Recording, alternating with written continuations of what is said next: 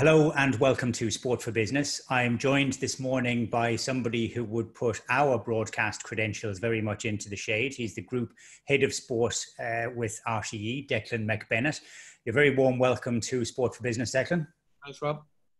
Thank you. Nice to be with you. The reason that we're talking to you today is that later on this week, we've got what could yet prove to be an absolute keystone moment in domestic football here.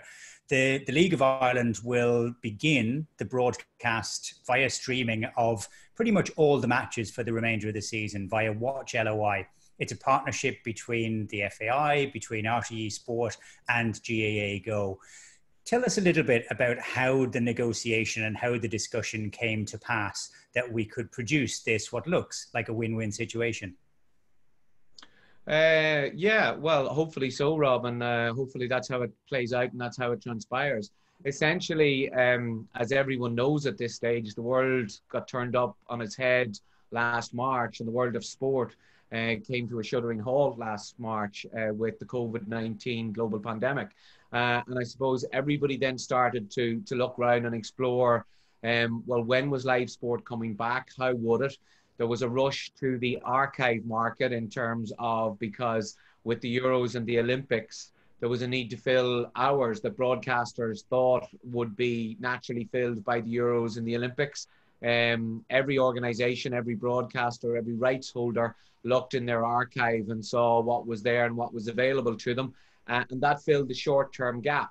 But as we saw with this pandemic over the course of time, something that stacks up on week 1 of a particular month could change by week 3 or week 4, and there has been an evolution, and we've gone through different phases. So one of the phases involved looking at what sport would come back first, or what sports could potentially get back first. And obviously horse racing was kind of first out of the blocks on that, and for a while it looked as if the SSE or Electricity or the League of Ireland was going to be starting earlier than it actually will be, but it had been anticipated. So there are conversations started between essentially ourselves and the FAI with a view to how that season would look as the primary rights holders. And then it became apparent that because of the spectator situation and the absence of spectators, that there was an option to look at streams. Now, the key thing around that is, I suppose, a number of things. Number 1, the quality of the production has to be there. Number 2, the quality of the stream has to be there. Number 3, there has to be a revenue generation element to this, because as you will be familiar with the debate, there was a large element whereby some of the money needed to go back to the clubs because there was no gates coming through, no gate receipts coming in, because there were no spectators coming through the turnstiles. So it kind of made sense when you have an organization like the FAI with live sport that spectators can't get to, and you had RTE essentially as a dimension to that, because we have the production capacity to do it, and we have the rights to do it. And then I suppose what was needed was a reliable, professional, authenticated streaming partner with a revenue generation element to it. And GAA Go, to their credit, stepped into that breach, and the GAA, to their credit, allowed that process to be facilitated. And discussions got underway, and as with all these things, they moved quick, slow, and eventually the picture began to emerge, and that's how it came about. And it does, I mentioned it looks like a win-win situation, so that the FAI will pay GAA Go in order to provide the service. As I understand, RTE will be covering the cost of the production, and you're putting in a full team of commentators and, as you say, the high production values that are needed, so that the revenue which is coming in from the fans will largely be going directly to the clubs. Yeah, there's an element of that whereby, so RTE cover the production costs of actually getting to the game. So we essentially go film the games, get the signal back to RTE. It then goes into the streaming infrastructure, which is more complex than people might realize. And the FAI pay for the actual streaming costs. And then as people subscribe, and everybody will be aware of the season ticket holder scenario for the clubs around the country, but as people subscribe, and hopefully there are good numbers in terms of the subscription, either per match or per season, because the cost point is very competitive, then there will be a revenue share with the money going back to the clubs. And that at a time essentially means that two things are facilitated. Number one, the games can go ahead. And number two, the fans can see them. And like we've seen, even Rob, since while these discussions were ongoing, we've seen a scenario whereby, was it phase 4 or phase 3? I think it was phase 4 was paused. So the limits of 200 didn't get to 500.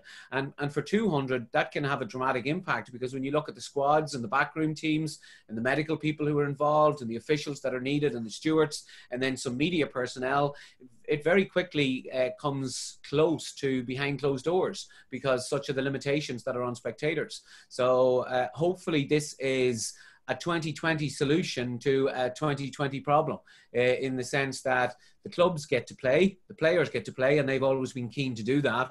The fans get to see the games, and that's what fans are all about.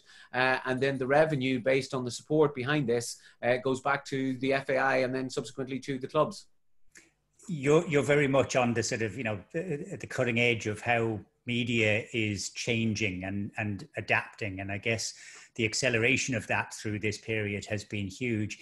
RTE, traditionally a free-to-air broadcaster that will bid for the rights to bring it to the widest possible audience.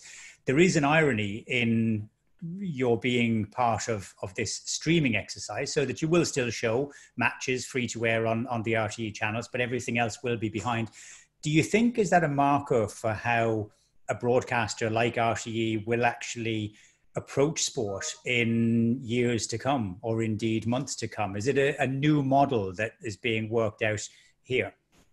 Truthfully, I don't know, Rob, is the honest answer. And I don't think anybody fully knows that, because, as I said, this is a 2020 solution to a 2020 problem.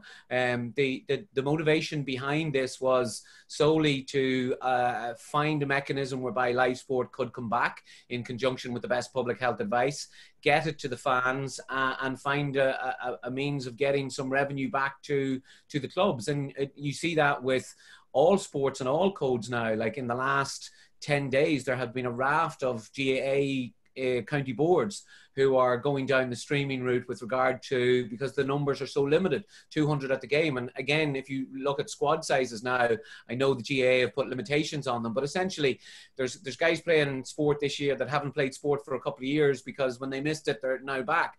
So, I think there are regular attendances of 30, 35 and 40 at training sessions. So double that up, that becomes 80 with mentors and everything else. That's 100.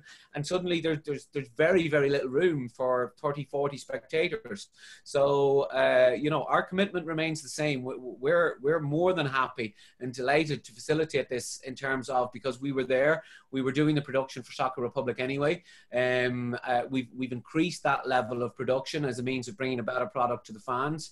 And let's just see where that goes. But as I say, I don't think anybody has looked at this realistically beyond the 2020 scenario. I think we will know an awful lot later this week in terms of how many people engage with it, how many people subscribe to it, how many season ticket holders engage, how many people come to the service over the course of the next 3 to 4 months, right up to and including November and the FAI Cup. And then everybody can sit back and have a look. And in the same way that the FAI will be examining how this works for them, I think GAA county boards will be looking at it, broadcasters will be looking at it. There's this is not TV replicated in a streaming environment. You can't do that. You're talking about two fundamentally different animals in terms of the production. But what we can do, and what we're fortunate enough to do, is be in a position whereby we can essentially take a sport, a product, call it what you will, put some production behind it, bring it to the fans, and then let's see how everybody reacts to that. And let's see what we learn from that, both as a sporting federation or organization, as a broadcaster, as an audience, as a public, and see where this can go. But to my mind, this is very much a 2020 solution to a 2020 problem. It will be fascinating. There was a point last year in the Rugby World Cup where the numbers on the player actually exceeded the numbers on the TV broadcast. It was a late morning game against Russia out in Japan. So streaming is clearly got the adoption of people. We ran some numbers. We crunched the numbers in terms of attendance figures and viewing figures. You've been averaging sort of between 70, 80,000 for League of Ireland games. Mm-hmm. And that climbs up to, potentially 500,000, 600,000 for some of the big Champions League games. Is there a number that collectively you have in mind that would be a target for the number of fans that actually, they always say that they want more broadcast television of the domestic game. Now it's in our hands. It's in the hands of the fans. Is there a number, though, that you think would prove that they are keen to get involved? No, I can genuinely say there's not. So let me handle that in two ways. The streaming element that you spoke about in relation to the RTE player and the Rugby World Cup game was, I think, at 11 o'clock on a Thursday morning when people are at work. But you've got a national moment there and a national audience. So people will engage with it. Whether the employers are bought into it or not, there's an element whereby the employees are certainly bought into it. And in fairness to a lot of employers and people like IBEC, they were encouraging firms to facilitate that and to join in what is a national moment. Remember, that was on a free-to-air service in terms of the RTE player. This is fundamentally different. People, I saw some of your numbers, and this is not a reflection on you, but people get obsessed with the numbers before something is even given birth to. So what we need to do is we need to be realistic. We need to approach this in a fair manner. We need to give it a fair wind. I see some of the commentary that is out there, even in the last 24 hours, saying this will take a number of years to bed down. This will, you can't judge it on an initial period. I think that's fair. I think you can make some initial assessments with regard to the initial period. I certainly think there is an element whereby the footballing family, as opposed to the League of Ireland family, and the footballing family is much broader than the League of Ireland family, will hopefully and need to engage with this for the sake of the clubs, for the sake of the players, for the sake of everybody involved. But is there a target number? No, absolutely not. We're either fortunate enough or we haven't projected far enough down the road here, Rob, for us to understand in terms of, what is needed from this. What we do need to see is we need to see a level of engagement. What the fans need to see is that they're being served a good product. And if they're served a good product and then the fans engage, then you automatically look to, okay, well, how do we take that to another level and how can that expand? One of the elements that's up for commentary at the moment is the absence of first division games. So again, this is something that you have to look at, and you have to look at the cost versus the revenue that's coming back. The cost in terms of not only in terms of getting the games on streams and getting them to the audience, but also the revenue that's coming back in, and then the subsequent steps on that further down the line in terms of the revenue that's delivered to clubs. How much of a domestic engagement there is on this, how much of an international engagement there is on this, because again, you could look at numbers for the GAA, which have done this for years in relation to, whether it be a massive rugby moment or a massive soccer moment or a massive GAA moment, you can look at an audience of 1 million in linear terms on this island. It's not that, but how many people engage outside of the island? How many people here are the footballing family, as I say? And a point picked up on by a number of the journalists yesterday was this August, there's almost like a break in the calendar because the Premier League will have concluded. The next Premier League won't have started. Yes, there are some Champions League matches at play there, but essentially the electricity has a good wind here, and it has a favourable environment whereby people can engage and pick up on it. So we'll see where that goes. But no, there are no numbers placed on this. And I don't honestly believe, Rob, that there should be numbers placed on this at the moment. I think numbers will eventually come into play. But I think what you have to do at the moment is serve up the product in conjunction with the various different partners that are there, sell it to the audience. And in fairness to the clubs, they did a super job yesterday in terms of engaging their own fan base. Every one of them was behind it. You know, the Keen, they've done their work with regard to season passes. So I think they deserve credit on that. And let's see what the level of fan engagement is. And then let's sit down in a calm, rational environment and say, okay, we saw what worked. We saw what didn't work. What are the options? What are the opportunities here going forward? And remember, we are all living in a fundamentally changed economic climate. In terms of production, in terms of distribution, in terms of people's ability to sign up to packages, et cetera, So there will be a lot of things to be learned. And I'm not sure we've seen the full, well, I don't think for a second we've seen the full economic implications of COVID-19 play out at this stage.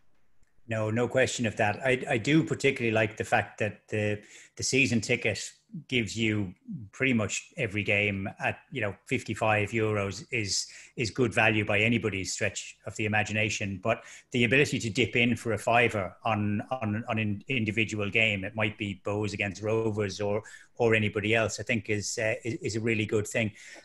The fact of having George Hamilton, Alan Corley, John Kenny actually doing the commentary on it as well just lifts and elevates it, but also the quality of the football. We saw in the first few rounds of games that were played, there were some absolute belters in the league. And if that does carry through, then the opportunity of showing that to a wider fan base will be great. It has been a really strange year.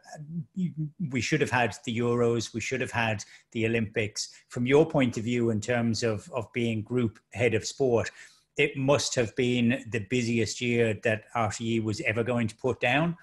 And then all of a sudden there was nothing. So we've had those green shoots coming through all right. But what was that like at the beginning when you were looking out on, on a fairly barren wasteland?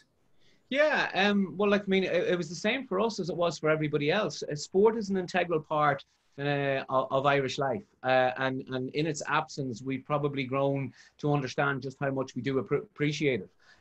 But fundamentally, there was something more important at play, which was the public health of the nation as a whole. And we've seen, and we continue to see when we look left and right off this island, the implications of not managing that public health situation. So sport is hugely valuable, but it became secondary. What we had to do was just adjust, same as every other organisation, the same as every federation. We adjusted for that for a while. And then, as I've said to you earlier in this piece, you know, you're almost moving in waves or cycles at this time, because you suddenly, for 3 weeks, you think there's going to be nothing. Then there's 3 weeks of optimism. Then there could be a dip again, which we have seen in recent weeks with regard to spectators.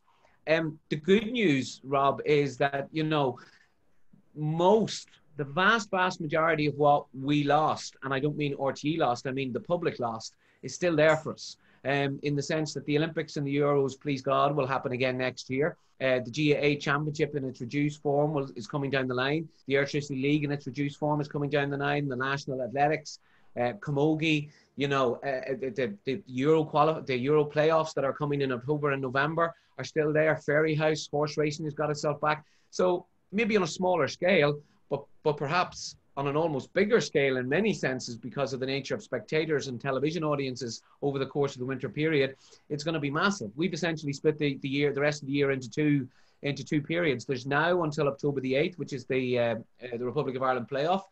And then there is a period between the 23rd of October and the 20th of December, whereby it's just insane. We're looking at, you know, 45, 50 live events across 9 weekends. You know, and that is, like on one weekend alone, the conclusion of October, you have the remainder of the men's Six Nations, the women's Six Nations, the under-20s likely to play itself out. You have the National Football League concluding with everything that involves, promotion, relegation. You have the GAA Championship starting. You have the Airtricity League either being decided and trophy presentations. You have the FAI Cup starting. You still have racing going there with Fairyhouse. You have the Camogie squeezed in there. You see the ladies football. So there's so much still to look forward to. It's going to be an insane period. But But all of that is predicated on, you know, the public health environment allowing us to do that and have that appreciation. So, you know, as I said yesterday at the launch of Watch LOI, it's a wonderful space to be in.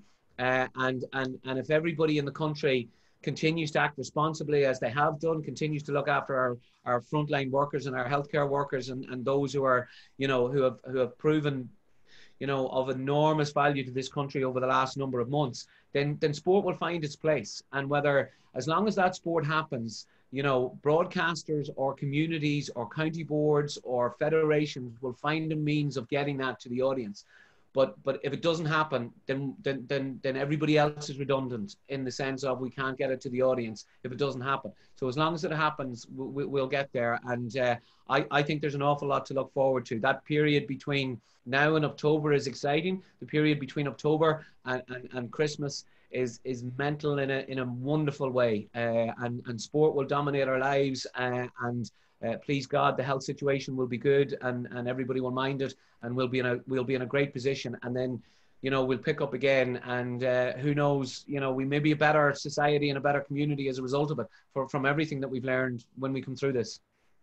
We never know how much we miss something until it gets taken away. It's time, it sounds, to really buckle up and prepare, as RTE's promotion would say, coming at us on TV, on radio, online, in every way, shape and form. The best of luck with squeezing it all in. The best of luck in giving us plenty to watch so that we can stay at home and not get ahead of ourselves and stay healthy as well. But for now, congratulations and thanks to Declan McBennett for joining us here on Sport for Business. Thanks, Rob. Take care.